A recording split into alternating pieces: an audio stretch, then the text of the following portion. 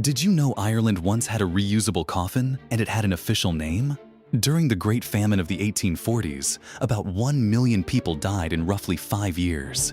That is not a slow trickle. That is death arriving faster than any town, church, or carpenter could handle. So communities got practical. They built coffins with hinged trapdoors or sliding bottoms. You carry the body to the grave, open the bottom, the body drops in, you close it back up, and you walk the coffin home, ready for the next person. Some communities cycled the same box dozens of times in a single week.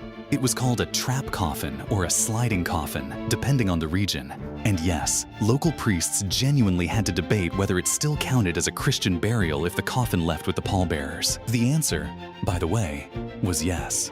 Grief finds a way. This sounds like something invented to unsettle people around a campfire. But it was just exhausted neighbors solving a logistics problem because nobody else was going to.